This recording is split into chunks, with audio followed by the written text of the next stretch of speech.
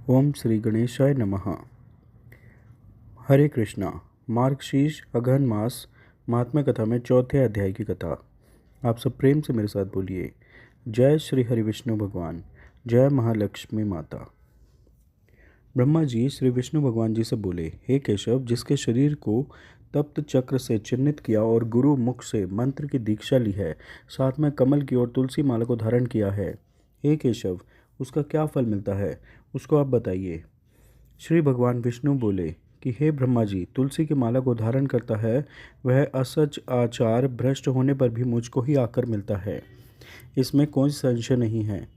धात्री फल यानी कि आंवला की माला और तुलसी की माला जिसके शरीर में दिखाई देती है वह भगवत भक्त मनुष्य अवश्य है। जो तुलसी दल की माला मेरे गले में पहनी हुई अपने कंठ में धारण करता है वह देवताओं से नमस्कार के योग्य हो जाता है।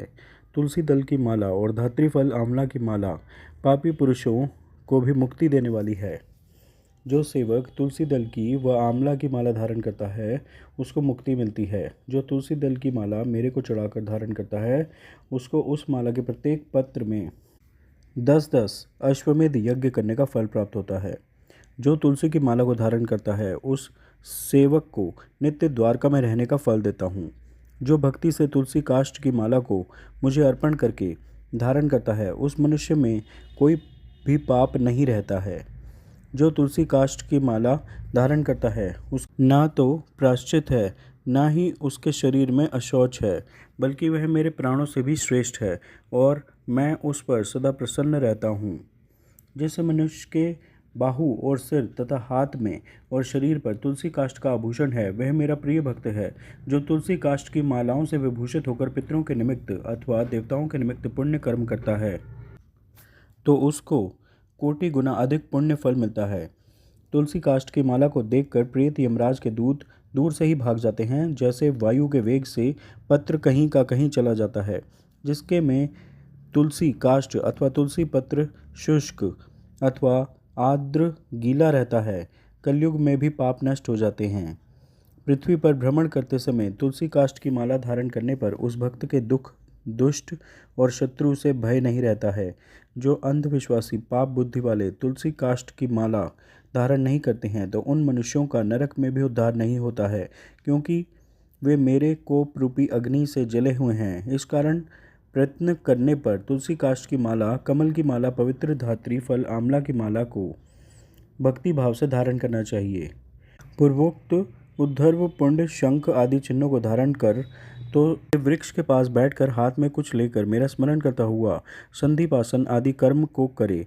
मेरा भक्त संधिपासन करने के पहले गुरु को नमस्कार करें, फिर मेरा पूजन करें। गुरु को कुछ भेंट देकर प्रसन्न चित्त से दंडवत प्रणाम करें और एकाग्र मन से आचमन कर पूजा मंडप में आएं।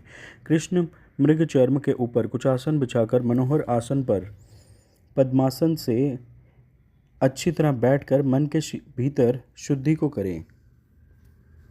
जितेंद्रिय होकर मंत्र पढ़कर 3 प्राणायाम को करके ऊर्ध्वमुख होकर श्रेष्ठ हृदय कमल को विज्ञान रूप सूर्य से हृदय में विकसित करें। हृदय कमल की कर्णिका में सूर्य चंद्र अग्नि का न्यास करें। सूर्य चंद्र अग्नि से युक्त उस हृदय कमल में सूर्य चंद्र अग्नि का वैष्णव स्मरण करें और उसके ऊपर नाना रत्नों से युक्त पीठ को स्थापित करें। उस सिंहासन पर कोमल, चिकना और उदय काल के सूर्य के समान कांतिमान अष्टा मंत्र के प्रत्येक अक्षरों से युक्त कर स्थापित करें।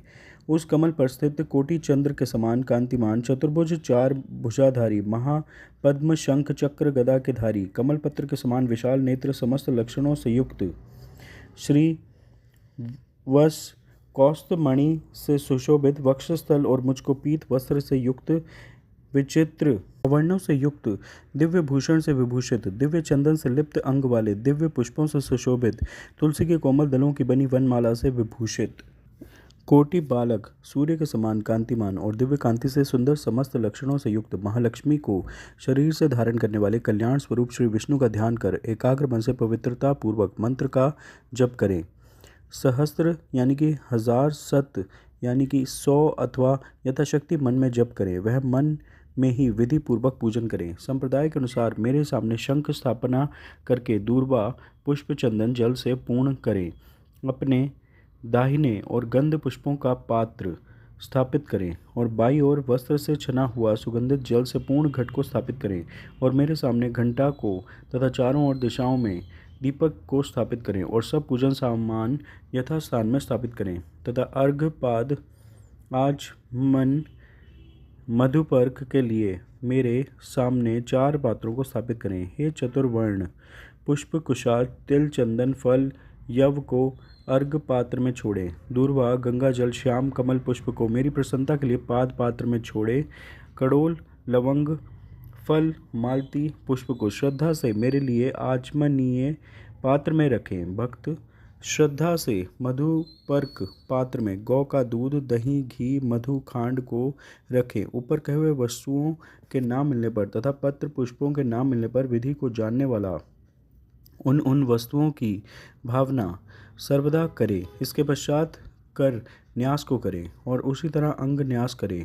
अपने संप्रदाय के अनुसार बाद में अथवा पहले न्यास को करें और मेरा अनुस्मरण करें। अपनी आत्मा को मेरे समान स्मरण करें।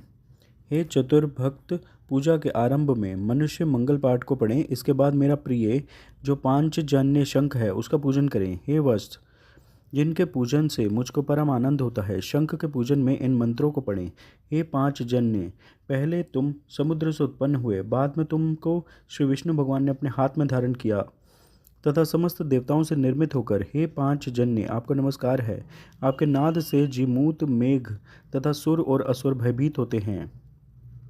हे आयु चंद्र के समान दीप्त कांतिमान पांचजन्य आपको नमस्कार है और तुम्हारे नाव से देव शत्रुओं की स्त्रियों के गर्भ पाताल लोक में 1000 टुकड़े हो जाते हैं। पांचजन्य आपको नमस्कार है। सूर्योदय होने पर पाला के समान पांचजन्य शंख के दर्शन से ही समस्त पाप विलीन हो जाते हैं। इसके पश्चात फिर उस शंख का स्पर्श करता है तो क्या कहना है। शंख को नमस्कार करके हाथ में रखकर जो वैष्णव मंत्रों से भक्तिपूर्वक मुझको स्नान कराता है उसको अनंत पुण्य होता है। इसके पश्चात सुगंधित तेल से मेरा शरीर को लिप्त करें और कस्तूरी चंदन से उपटन आदि करें। हे वत्स सुगंधित जल से मंत्र पाठ पूर्वक मुझको स्नान कराकर और अर्घ देकर पाद आचमनीय मधुपर्क को देवें। बाद में समस्त उपचारों को देवें। यथा विधि दिव्य वस्त्र आभूषण से अलंकृत कर पुष्पों से सिंहासन का पूजन करें और उस पर श्री विष्णु देव को स्थापित करें और श्रद्धा से मेरे लिए वस्त्र अलंकार गंध आदि अर्पण करें। खीर मालपुआ युक्त अनेक प्रकार का नैवेद्य को देवें तथा लौंग इलायची युक्त तांबूल भक्ति से मुझे चढ़ावें और भक्ति से सुगंधित पुष्पों को निवेदित करें और दशांश धूप तथा अष्टांग मनोहर दीप को निवेदन करें और प्रणाम करके आदरपूर्वक स्तुति करके तथा शैया पर शयन कराकर मंगल अर्घ निवेदन करें। इस प्रकार से श्री स्कंद महापुराण 81 इतिहास्याम सीताया द्वितीय वैष्णव खंडे ब्रह्मा विष्णु संवाद मार्गशीर्ष महात्म्य चौथे अध्याय की कथा पूर्ण हुई। आप सब प्रेम से मेरे साथ बोलिए श्री हरि विष्णु भगवान की जय, महालक्ष्मी माता की जय। कृपया इस वीडियो को लाइक व शेयर करें, मेरे चैनल सब्सक्राइब करें। धन्यवाद। हरे कृष्णा।